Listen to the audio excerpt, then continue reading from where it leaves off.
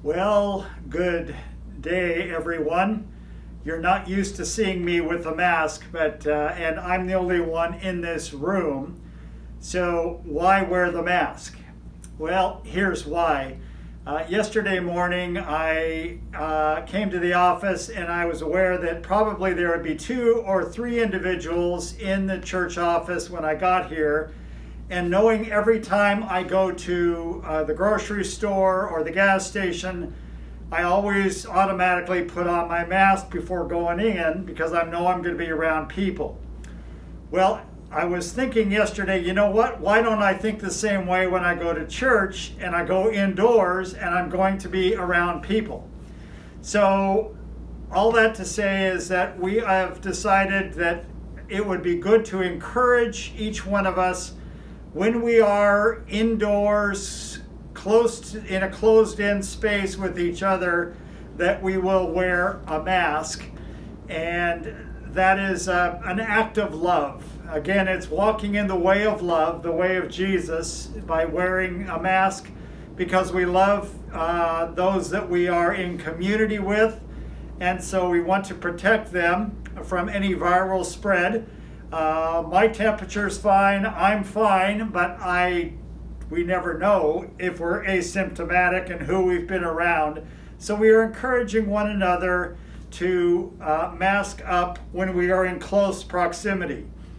This is Tuesday as I'm recording, and we this morning, sitting around the table in the library, we all wore a mask because we are in very close proximity with each other. Now, if we're across a room in a big space spread out, not quite as critical, but Lynn, when she is going to be in the office by herself, she won't be wearing a mask. If somebody is coming in, she will put the mask on. The person who comes in hopefully will wear a mask.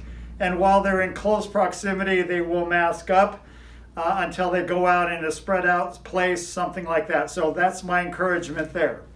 Now, to make it a little bit easier to hear me, let me now take off the mask because, again, I'm the only one in this room.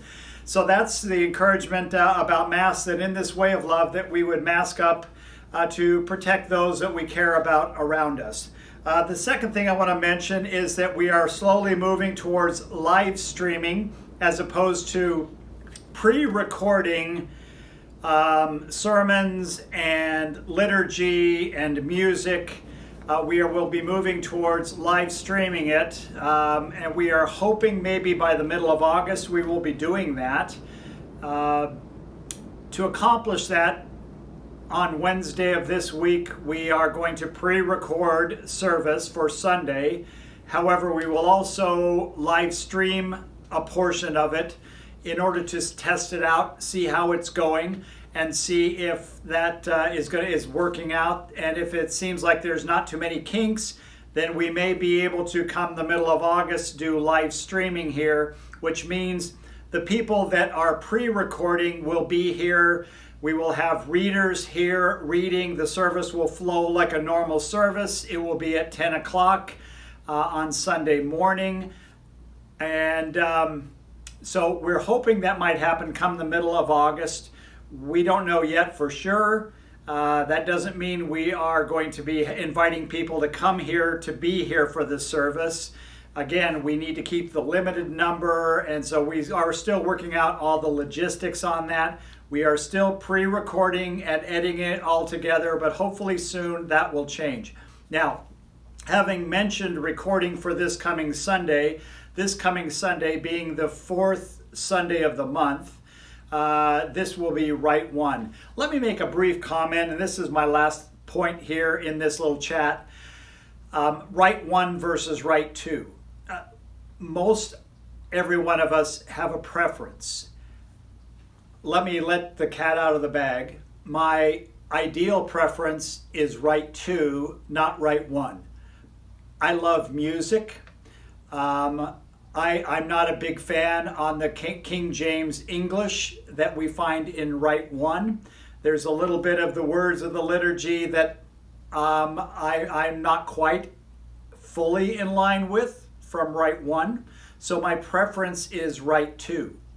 That being said, last month, the end of June, when we did Right One service, and I was sitting at home and watching the service without music, I actually liked it.